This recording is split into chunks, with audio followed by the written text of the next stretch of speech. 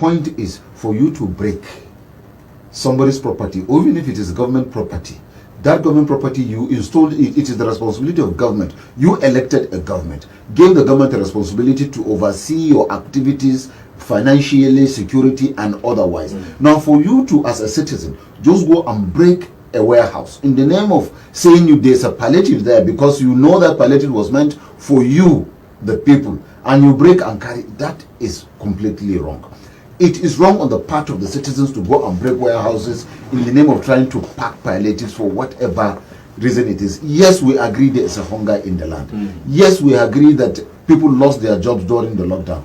Yes, we agree that businesses were completely collapsed during the lockdown. But also that is not a good reason for you to go and break a warehouse, whether that of government or that of individual, just because you feel there's a palliatives there that belongs to you and you want to go and get it. Just like I said, they were announcing, come, this is a palliative store. In fact, people were investigating, they're trying to find out where particularly are those palliative stores, such stores are located, or warehouses are located, so that they can go and break and carry what is inside. For God's sake, in a decent society, in a society that is law abiding, you don't do such a thing. Yes, just like Harun Al-Fahir said, even in America, it has happened. When the issue of this police brutality come up, people begin, the Americans themselves, who were perceived to be civilized, when breaking stores, breaking shops, breaking malls, and what have you, carrying. So it is not just peculiar to Nigeria alone. This thing is a global pandemic.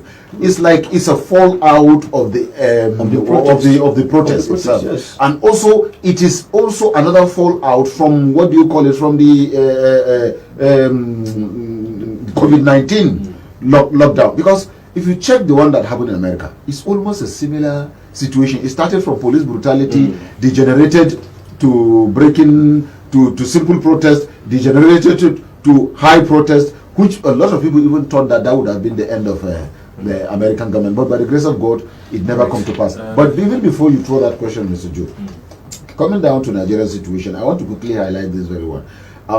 I agree in totality. The decision of Kaduna State government to lock down the states on the curfew swiftly, it was a very wonderful, it was a superb thinking, because Kaduna is the heart of northern Nigeria, first administrative heart of northern Nigeria. Kaduna is the political heart of northern Nigeria, and if you like, you can even extend it. Kaduna is the political heart of Nigeria. So if anything touches Kaduna, no matter how small it is, it becomes dangerous, because you find out the northern Nigeria immediately taking it up, and then it will spread to other sections. But the action taken by Kaduna State government to lock down, or rather to impose this curfew, I think is a wonderful one. And then even if people do cry, please, people should understand that it was done with the best of intention, because that is the best way to secure lives and property. All right, back to the same issues of quick notice to ethnic groups, eviction notices to ethnic religious groups. Mr. President, during the weekend, condemned that, also telling Nigerians that the Nigerians should take pride in the fact that diverse people have been living with one another in harmony for ages. Coming back to eviction notices. Yeah, you see, Mr. Joe, there are things Nigeria take for granted. There are things that that you call possible things. There are things that you call impossible things.